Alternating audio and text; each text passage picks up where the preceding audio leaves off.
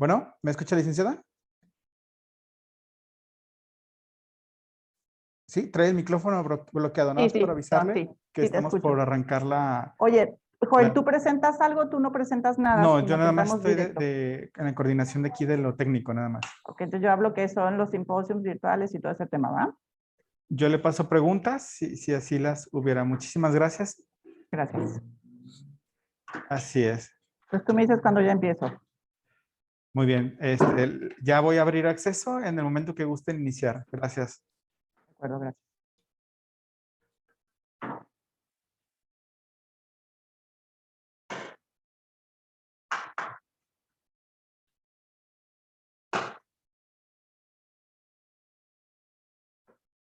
Listo, licenciada. Gracias, Joel.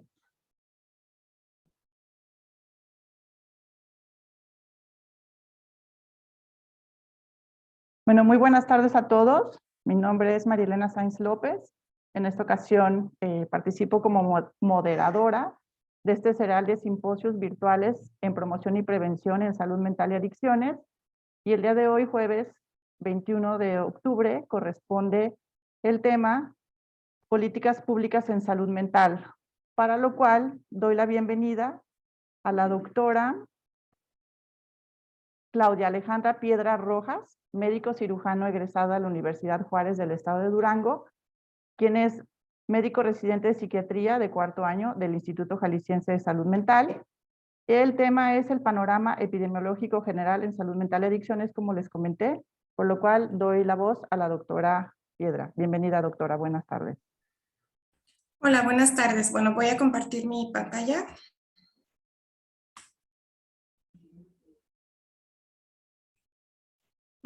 ¿Sí se ve? Creo que sí. Sí, sí se ve correctamente. Ok, perfecto. Bueno, soy la doctora Claudia, soy residente de Salme de cuarto año. Vamos a empezar. Vamos a hablar sobre el panorama epidemiológico en salud mental y adicciones. Bueno, esto va a ser de manera tanto a nivel mundial como a nivel nacional. Bueno, como definición, pues las sustancias psicoactivas, conocidas más comúnmente como drogas psicoactivas, son sustancias que al ser tomadas pueden modificar la conciencia, el estado de ánimo o los procesos de pensamiento de un individuo. Pues bueno, los avances en neurociencia han permitido conocer mucho los procesos físicos mediante el cual interactúan o actúan estas sustancias, ya sea en el cerebro mediante mecanismos que normalmente existen para regular funciones de estado de ánimo, pensamiento y motivaciones. Y bueno, en esta breve presentación nos vamos a enfocar en las sustancias más comúnmente usadas y por lo tanto potencialmente nocivas como el alcohol, tabaco y demás sustancias. Pues bueno, las categorías según el uso de las sustancias pues puede ser, se clasifican como tres. El primero pues es la medicación,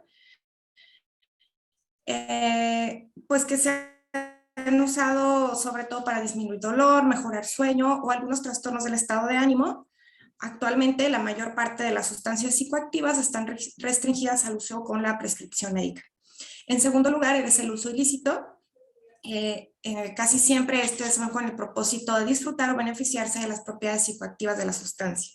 Y en tercer lugar, el uso lícito. Este es para cual sea el propósito del consumidor, pueden ser muy variables y no necesariamente se relacionan con propiedades psicoactivas de la sustancia. En cuanto a uso global de las sustancias, pues a nivel mundial, 4.4 millones de hombres y 1.2 millones de mujeres en América Latina y el Caribe sufren trastornos causados por el uso de drogas, ya sea como dependencia y otros padecimientos como puede ser abstinencia o ciertos padecimientos desencadenados por el uso de las mismas. Vamos a iniciar con el tabaco. Aproximadamente existen 1.200.000.000 de fumadores en el mundo. Se espera que esta cantidad se incremente hasta 2.000 millones para el 2030. Actualmente en países en vías de desarrollo, el 50% de los hombres consume cigarro y el 9% de las mujeres lo consume. Esto en comparación con países desarrollados donde el 35% de los hombres consume y el 22% de las mujeres lo hace. Para 2010 en México existía una prevalencia de cualquier tipo de consumo de cigarrillos en áreas urbanas, el cual tenía una media del 20.4, que era 29.9% para hombres y 11.8% para mujeres. En cuanto al alcohol, existen alrededor de 2.300 millones de personas que son consumidoras actualmente y el consumo total de alcohol por habitante en la población mundial de más de 15 años es de 6.4 litros en el 2016. Esto es en Europa, donde países pues consumen alcohol de manera cotidiana, en las comidas y de forma diaria. Los bebedores consumen por término promedio 32.8 gramos de alcohol puro al día, y el 44.8% del total de alcohol registrado se consume en forma de licores y aguardientes. En segundo lugar le sigue la cerveza en un 34.3% y en un tercer lugar el vino en un 11.7%. Un 26.5% de todos los jóvenes de 15 a 19 años son bebedores a nivel mundial, lo que representa 155 millones de adolescentes.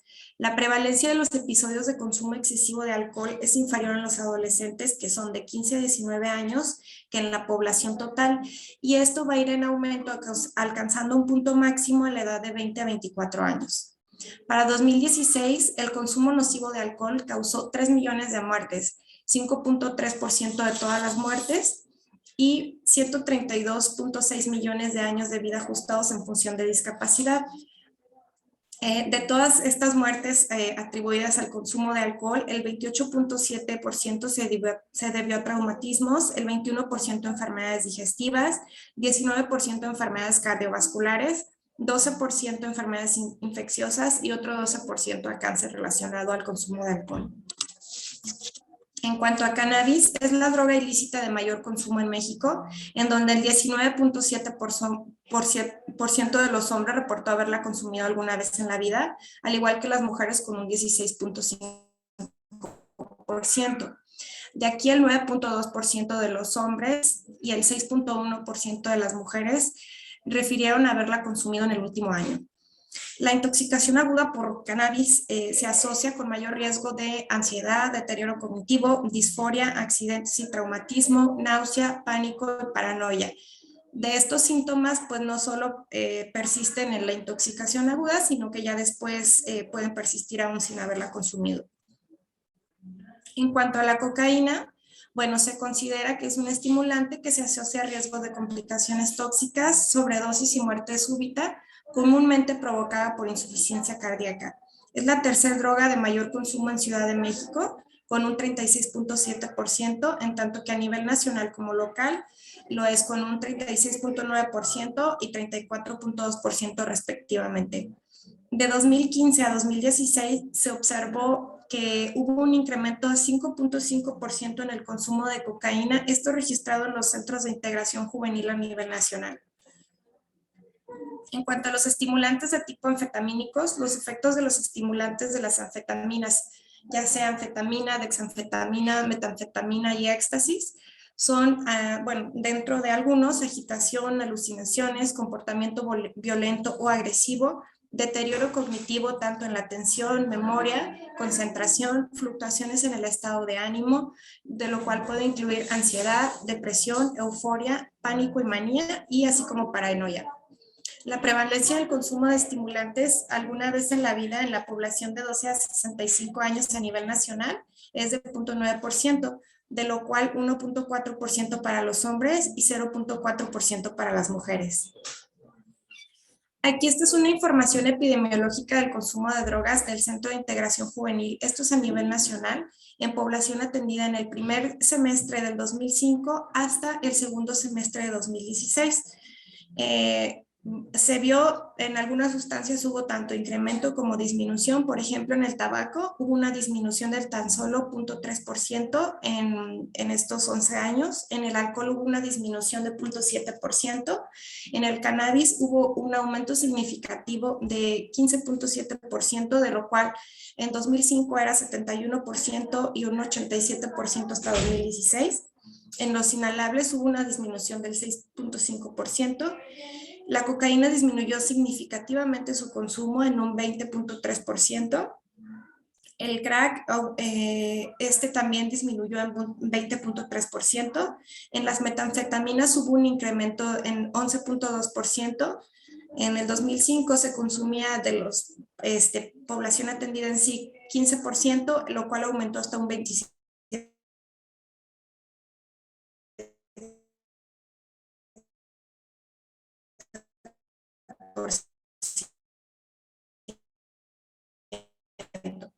El éxtasis o el MD de las benzodiazepinas disminuyó en un 5.2% y de la heroína hubo una disminución del 1.6%.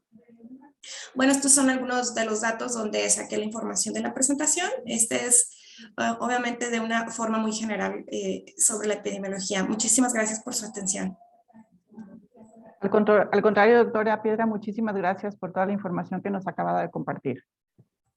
Con esto entonces damos paso a la siguiente presentación, que será a cargo del doctor Francisco Javier Ramírez Barreto, director del Instituto Jalisciense de Salud Mental, quien nos hablará de la Estrategia Nacional de Prevención de Salud Mental y Adicciones. Bienvenido, doctor Francisco, adelante. Hola, muchísimas gracias. Muy buenas tardes a todos. Estoy tratando, me dan chance de compartir, no logro. No me deja, dice. Listo, creo que ya se va a poder. Sí, a ver. Ah, ya, por fin. Aquí está. Va. Sí lo ven todos ahí, ¿verdad? Sí, sí, se ve muy claro. Ah, ok, perfecto.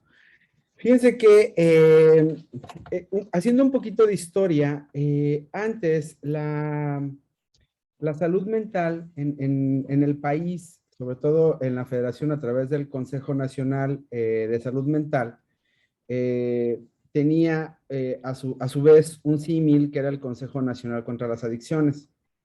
Sin embargo, pues hoy por hoy sabemos que esto va interrelacionado, ¿no? Hay lo que comúnmente conocemos como una patología dual, en donde este fenómeno de salud mental pues comulga mucho también con el tema de las adicciones y viceversa. De ahí entonces que desde la federación se genera la Estrategia Nacional para la Prevención de Adicciones y Salud Mental, que está dentro de la mesa de Juntos por la Paz, y me gustaría explicarles en qué consiste. Primero, esto modifica el modelo de atención en el país, ¿sí? En donde se hace dos grandes rubros. Primero, en la oferta que tiene que ver con todo el tema de seguridad, ¿sí? Estas dependencias, con el apoyo territorial de la Guardia Nacional, pues trabajan para reducir la oferta de este tipo de sustancias, ¿no? Es decir, trabajan para que no haya menos sustancias en la calle y de ahí que, bueno, pues esto ayude a reducir la accesibilidad. Pero por otro lado, la apuesta es hacia la demanda, ¿no? Es decir, aquellas estrategias que tienen como propósito el mitigar este impacto que tienen en todos los determinantes biopsicosociales que conllevan para a su vez poder reducir la demanda de estas sustancias psicoactivas.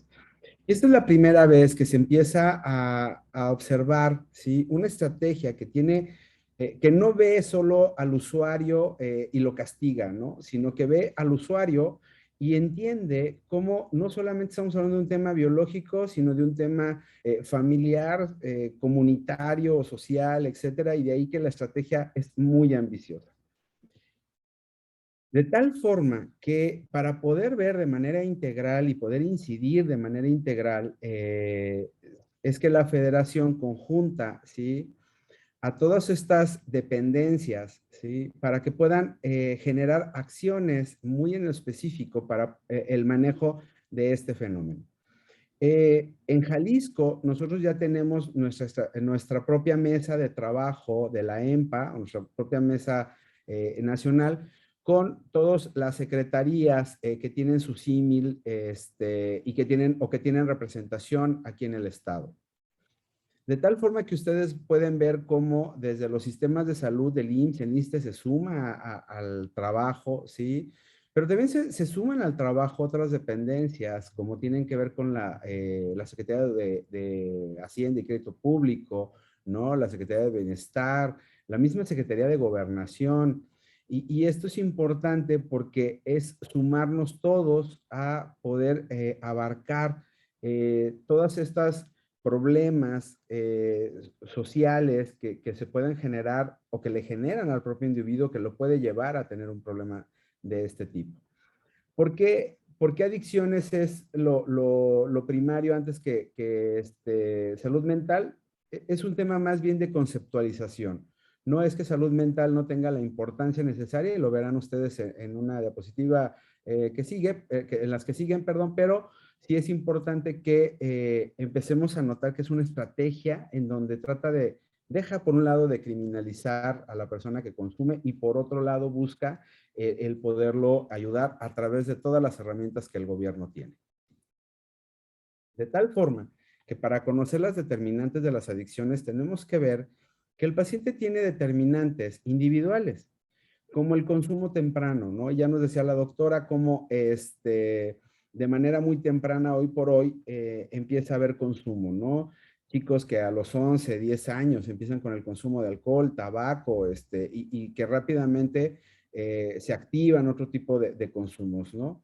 La poca supervisión de los padres de estos chicos y bueno, pues mucho también tiene que ver con los factores económicos, ¿no? Hoy por hoy, en la gran mayoría de las familias mexicanas, pues se tiene que trabajar tanto la mamá como el papá y esto tiene menor tiempo de atención con los niños y entonces también es trabajar entendiendo esta situación de vida.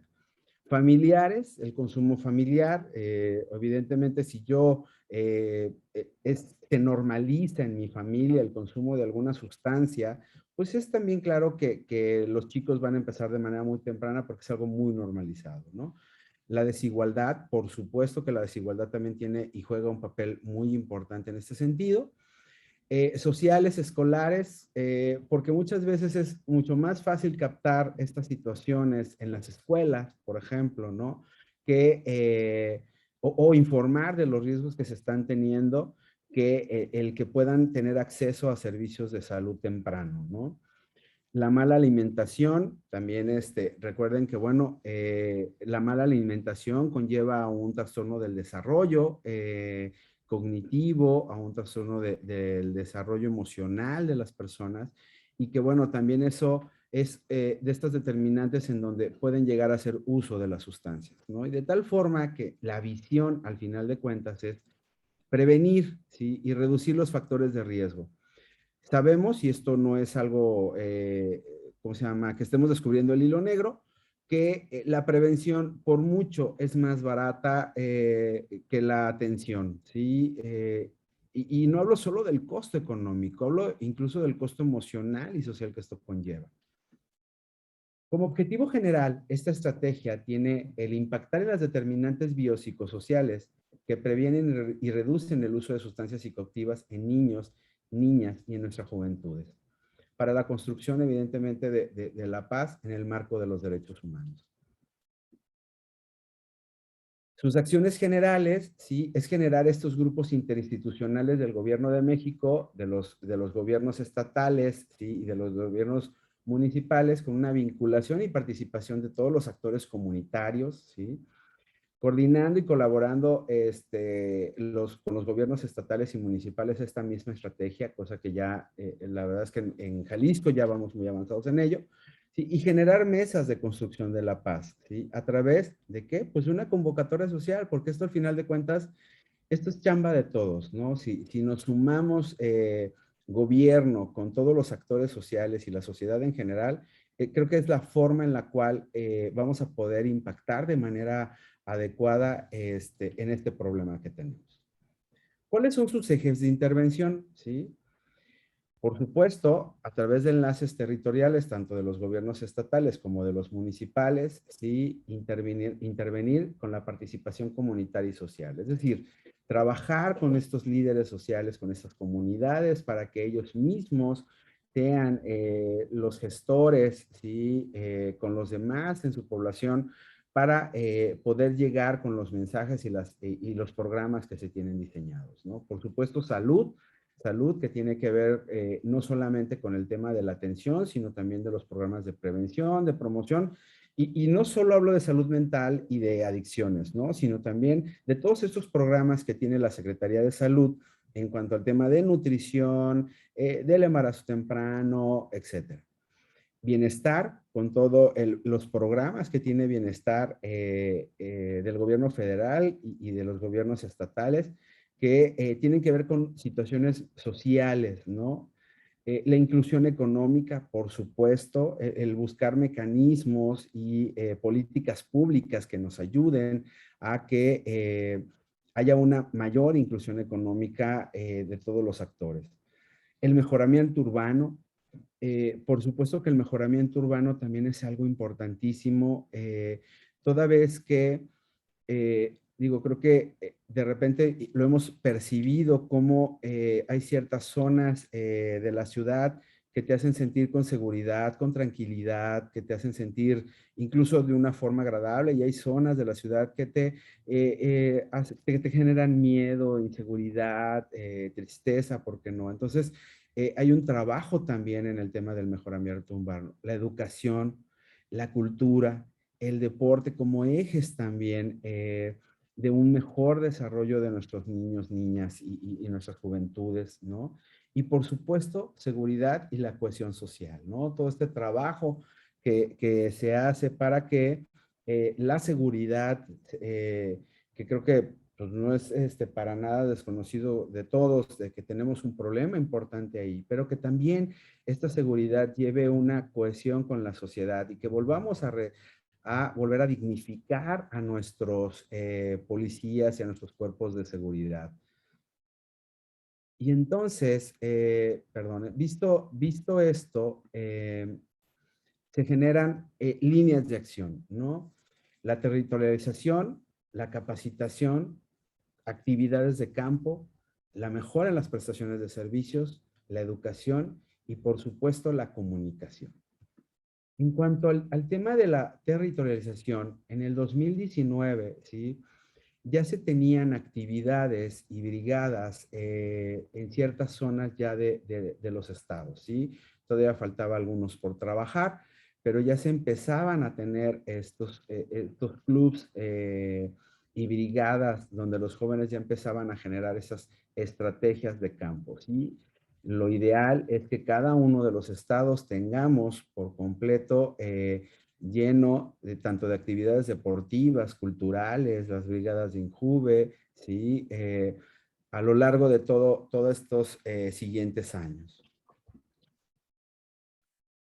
Sabemos, sí, que por densidad poblacional, por geografía, por localización de las zonas urbanas, por supuesto que no es lo mismo en territorios, por ejemplo, como el centro, como el sur, como el norte del país, ¿no? De ahí que muchas de las actividades de salud tienen que ver con esta activación comunitaria.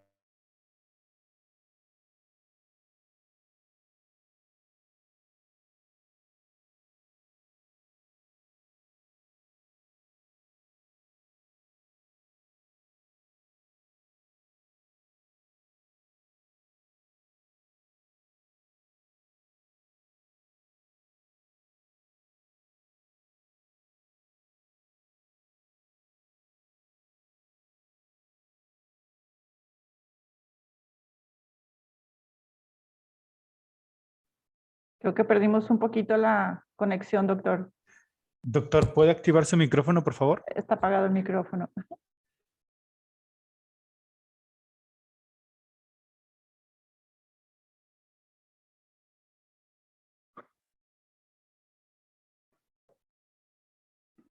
Perdonen, déjenme volver otra vez a compartir. Ya saben que ¿cómo se llama? La tecnología no tiene palabra. Así es. Voy de nuevo. Aquí estoy. Compartir. Perdón. Hablábamos entonces de la territorialización y entonces de cómo se deben de llevar a cabo estas actividades en salud, ¿sí?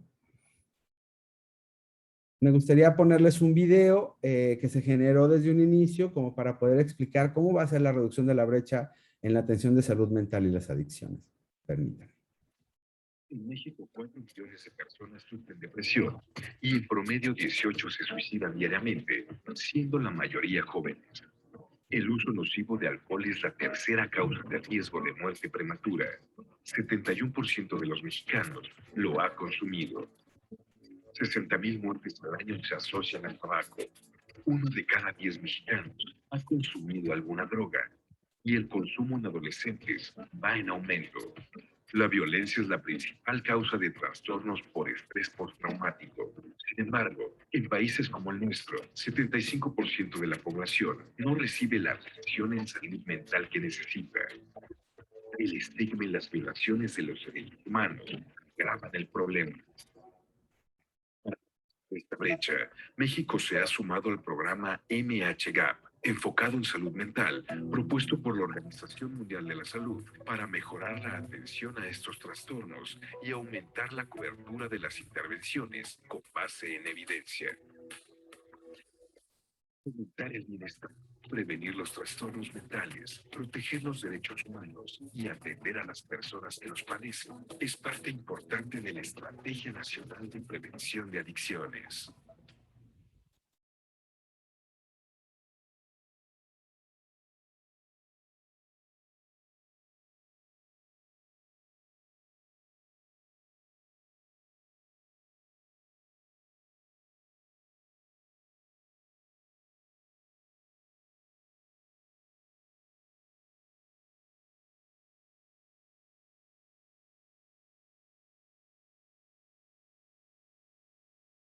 Una disculpa, soy yo, ¿sí, verdad?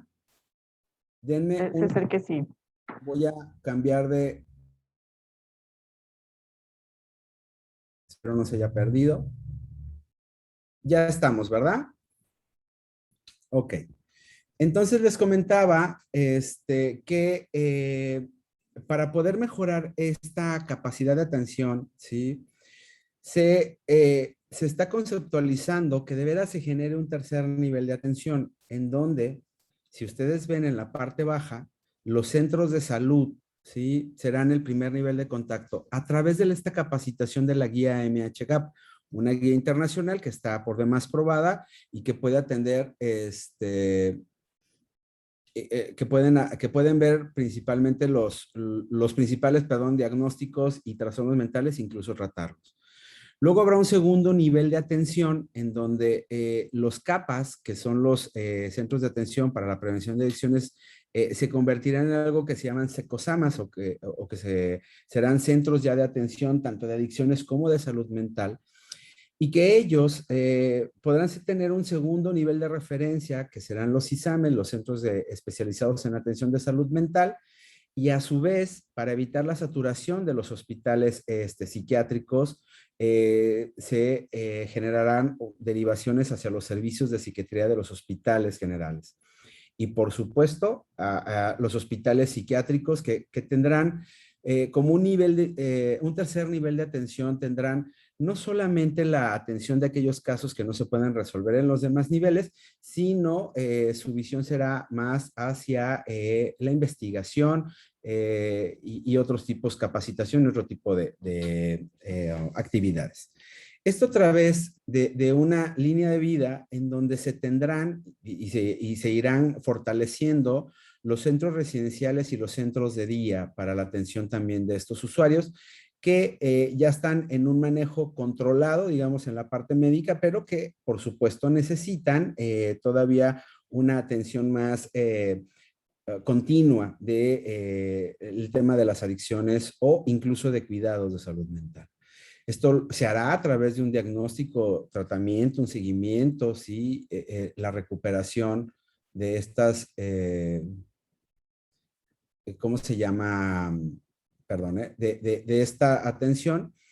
Y en cuanto al diagnóstico, tendrá que tener un tratamiento acorde a las guías de práctica clínicas nacionales e internacionales, con un seguimiento adecuado, sobre todo un seguimiento en sus centros de salud. Pero además, ¿sí? En el tema de la prevención se utilizarán estos gestores comunitarios que aquí sí actuamos varias dependencias, ¿sí? Como una forma de poder también incluso darle seguimiento a los tratamientos. Y no es que ellos vayan a recetarle a casa, sino ver cómo está la familia, cómo se desarrolla el ambiente, cómo va el paciente con sus medicamentos, etcétera, ¿no? Y también generar esta promoción de salud, tanto en escuelas, en áreas laborales, en centros culturales, deportivos, ¿no? Y esto a través de los promotores de bienestar. Todo esto, por supuesto, tiene que ser a través del sistema de referencia y contrarreferencia, ¿sí? Y ligados mucho a un gestor terapéutico, ¿no?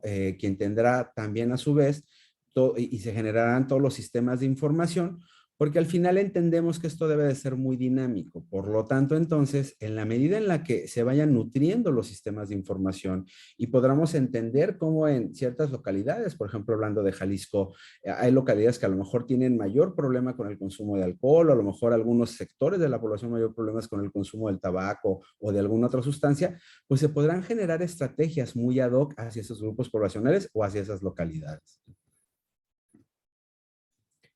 Por ejemplo, las acciones de campo, ¿sí? El INJUVE, a través de su programa de Jóvenes por la Transformación, generarán la acción de capacitación para las brigadas comunitarias de prevención de adicciones, pero esto de joven a joven. Y esto se vuelve muy importante porque luego es más fácil que un joven le haga caso a otro joven, ¿no? Que a aquellos que nos ven ya de mayor edad y que de entrada pues hay como cierta resistencia de tú no me entiendes, ¿no? Qué mejor que alguien joven como él, que le pueda decir, pues por supuesto que te entiendo, pero ¿sí? Es importante que conozcas toda esta información. Y estos territorios jóvenes tendrán centros de capacitación y actividades de promoción en prevención de adicciones muy localizados en sus comunidades, ¿no? Cultura, por su parte, tendrá un programa de cultura comunitaria, donde genera una apropiación afectiva y creativa de estos espacios públicos con múltiples actividades como un círculo social, creación de actividades audiovisuales, etcétera, ¿sí? Y jornadas que ellos llaman en las zonas K o en las zonas de los jóvenes, ¿no? Con diagnósticos participativos. Por su parte, la Comisión Nacional del Deporte generará estrategias en estos centros en donde fomentará la iniciación y formación deportiva a través de las prácticas de un deporte social. Y esto es importante porque lo que se buscará más bien serán deportes de conjunto, ¿sí? ¿Esto para qué? Porque a su vez lo que estamos buscando es que haya una mayor convivencia y una mayor integración del tejido social, ¿no? Y qué mejor que empezar también con estos jóvenes. Se generarán en sus centros de convivencia deportiva, tendrán centros de iniciación y formación de competencias deportivas y también programas de Iníciate en el Deporte.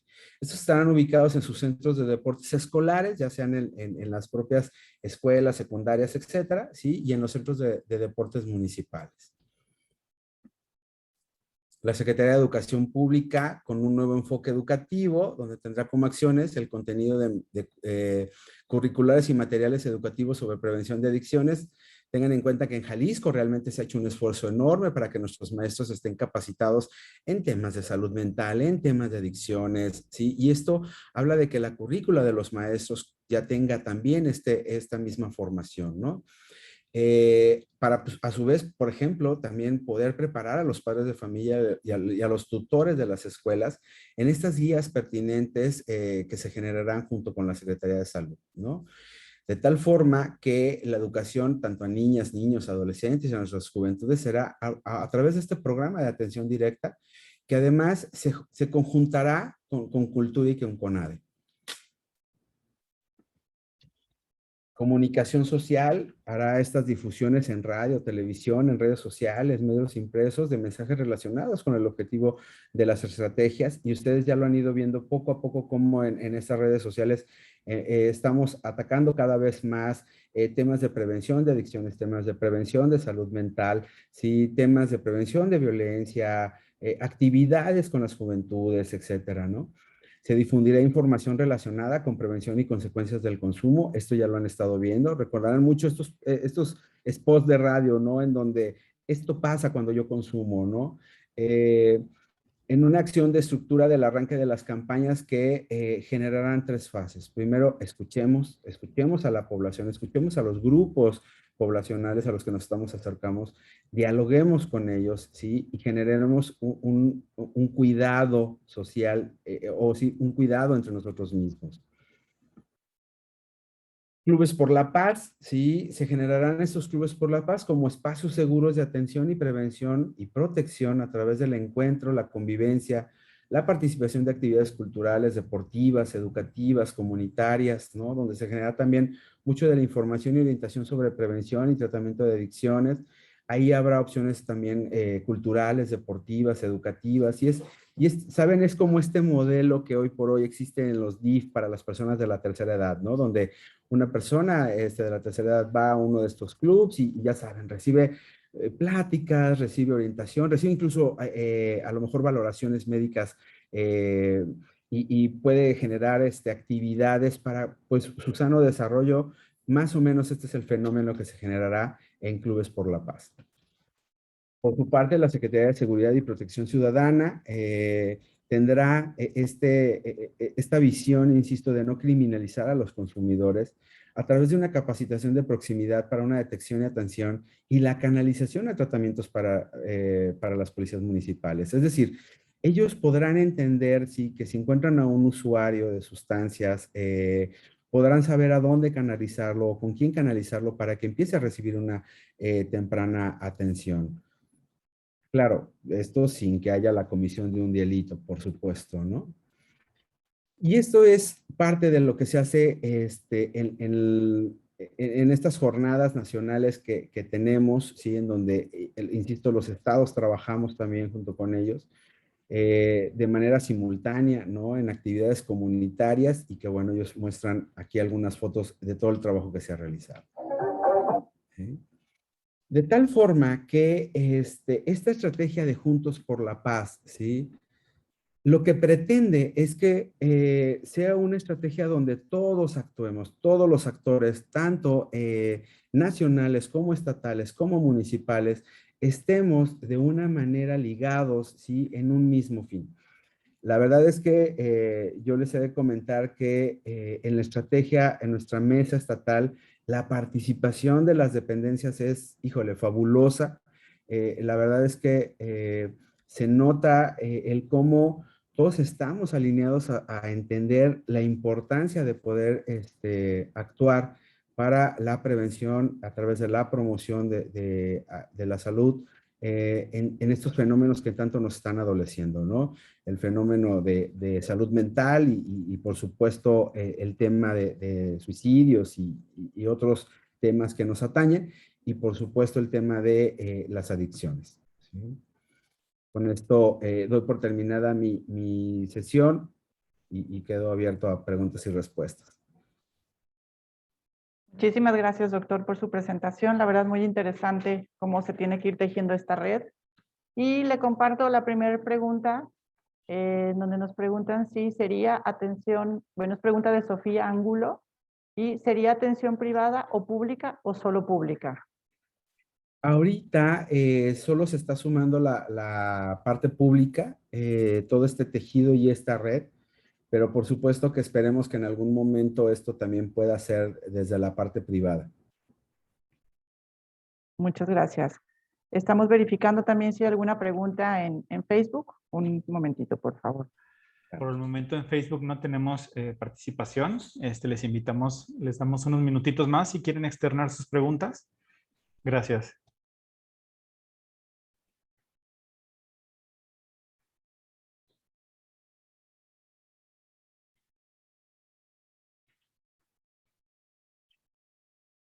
Creo que en lo que vemos, si hay alguna pregunta o algo, se vuelve muy importante entender de veras la trascendencia.